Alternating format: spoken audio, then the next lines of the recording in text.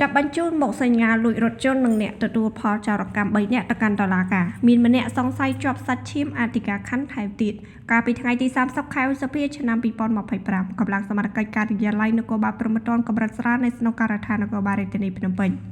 បានចាប់បញ្ជូនមកសញ្ញាលួចរថយន្ត3នាក់ក្នុងនោះម្នាក់ជាអ្នកទទួលទិញផលចោរកម្មទៅកាន់សាលាដំបងរាជធានីភ្នំពេញដើម្បីកសាងសំណុំរឿងពាក់ព័ន្ធទៅនឹងបទល្មើសលួចដោយមានស្ថានទម្ងន់ទោសដែលនៅក្នុងនោះមានម្នាក់ជាប់សាច់ឈាមលោកអធិការខណ្ឌផងដែរសំណុំរឿងនេះត្រូវបានតំណាងអัยការអមសាលាដំបងរាជធានីភ្នំពេញបើកការស៊ើបសួរទៅលើជនសង្ស័យ2នាក់ពីបទលួចក្លែងឯកសារសាធារណៈនិងប្រើប្រាស់ឯកសារសាធារណៈក្លែងនិងម្នាក់ពីបទទទួលផលចោរកម្មជនសង្ស័យទាំង3នាក់មានទី1ឈ្មោះលៀកច័ន្ទសុភាភេទប្រុសអាយុ45ឆ្នាំទី2ឈ្មោះគង់វត្ថាភេទប្រុសអាយុ42ឆ្នាំទី3ឈ្មោះដាំធូភេទប្រុសអាយុ43ឆ្នាំតើតើនឹងករណីខាងលើនេះសមត្ថកិច្ចបានបង្ហាញឲ្យដឹងថាកាលពីវេលាម៉ោងប្រមាណជា 4:30 នាទីទៀតភ្លឺឈានចូលថ្ងៃទី24ខែឧសភាឆ្នាំ2025ករណីចោរលួចរថយន្តមួយគ្រឿងម៉ាកGAC GN 8 សេរីឆ្នាំ2025ពណ៌ខ្មៅពាក់ស្រឡេកភ្នំពេញ 2CC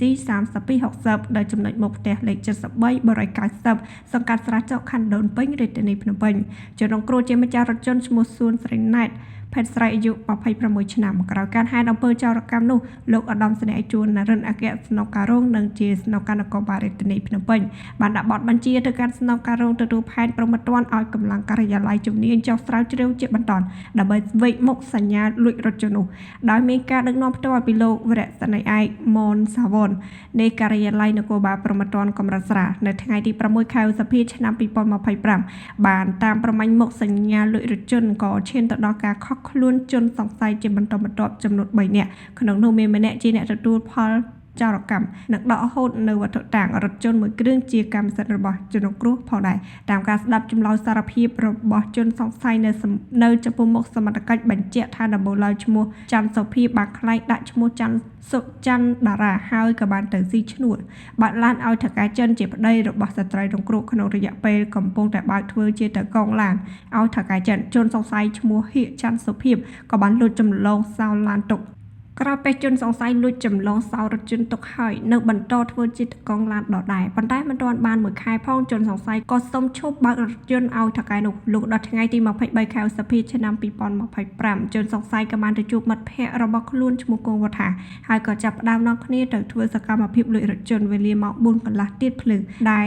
ម្ចាស់ចតទុកនៅមុខផ្ទះចម្លើយជនសង្ស័យបន្ថែមថាពេលដែលលួចបានសម្រេចហើយមើលក្នុងរថយន្តនោះក៏ឃើញមានឯកសារគ្រប់គ្រាន់ក៏ប្រញាប់ប្រញាល់យករថយន្តទៅលក់ឲ្យឈ្មោះដាំធូជាអ្នកទទួលទិញផលចោរកម្មក្នុងតម្លៃប្រមាណ$20,000អាមេរិកដែលខុសប្រក្រតីពីតម្លៃទីផ្សារដល់ថ្ងៃទី26ខែឧសភាក៏ត្រូវបានសមត្ថកិច្ចឃាត់ខ្លួនទាំងអ្នកលួចនិងអ្នកទិញរថយន្តផលចោរកម្មទាំង3នាក់តែម្ដងទៅបន្ទាប់ពីឃាត់ខ្លួនជនសង្ស័យត្រូវសមត្ថកិច្ចកសាងសំណុំរឿងបញ្ជូនទៅសាលាដំបងរាជធានីភ្នំពេញតាមនីតិវិធីនៅទីបំផុតថ្ងៃទី31ខែឧសភាចៅក្រមក៏ស៊ើបសួរសាលាដំបងរាជធានីភ្នំពេញក៏បានចេញនីតិការសម្រាប់ឃុំខ្លួនជនសង្ស័យទាំង3នាក់ឥឡូវនេះដាក់ពន្ធនាគារម1ព្រៃសរជាបណ្ដោះអាសន្នដើម្បីរងចាំជំនុំជម្រះលើអង្គសេចក្តីទាំងមូលយុវជនម្នាក់លួចទឹកដោះគោពីកេះលើដងផ្លូវត្រូវនគរបាលខណ្ឌទួលគោកស្រាវជ្រាវខលខ្លួនបានម្នាក់ខណៈម្នាក់ទៀតគេចខ្លួនបាត់នៅព្រឹកថ្ងៃទី31ខែឧសភាឆ្នាំ2025វេលាម៉ោងប្រហែល5:20 នាទីយោងតាមគណនី Facebook Page 1បានបង្ហោះសារខ្លឹមសារថាមានករណីជនសង្ស័យចំនួន2នាក់ភេទប្រុសបានធ្វើសកម្មភាពលួចបើកទ្វារកន្ទុយរមាក់លួចយកទឹកដោះគោចំនួន2កេសស្ថិតនៅដងផ្លូវម៉ៅសេតុងក្រុមទី9ភូមិ2សង្កាត់ផ្សារដើមគោខណ្ឌដូនគោករាជធានីភ្នំពេញក្រោយកាលពីថ្ងៃទី31ខែឧសភាឆ្នាំ2025វេលាម៉ោងប្រហែលជា4:46 នាទីក្រោយពីទទួលបានព័ត៌មានពីការបង្ហោះខាងលើនេះកម្លាំងផ្នែកជំនាញនៃអធិការដ្ឋាននគរបាលខណ្ឌទួលគោកបានចុះបើកការស្រាវជ្រាវរហូតឈានទៅដល់ការឃាត់ខ្លួនជនសង្ស័យម្នាក់ឈ្មោះឆេងសុកលេងហៅអាខ្វែងភេទប្រុសអាយុ34ឆ្នាំជនជាតិខ្មែរឃាត់ខ្លួននៅចំណុចផ្ទះលេខនៅចំណុចផ្លូវលេខ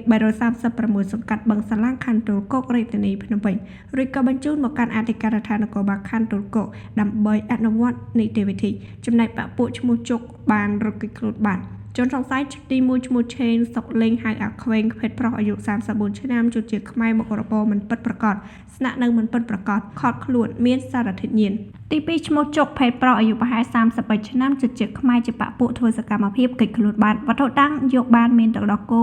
ម៉ាក់សូនេត្រុយចំនួន14ប្រអប់និងទឹកដោះគោម៉ាក់អូរ៉ានិកចំនួន1និងកូនកន្ត្រៃដងពណ៌បៃតងចំនួន1ចាប់យកពីឈ្មោះឆេងសុកលេងហៅអាខ្វេងជនសង្ស័យជា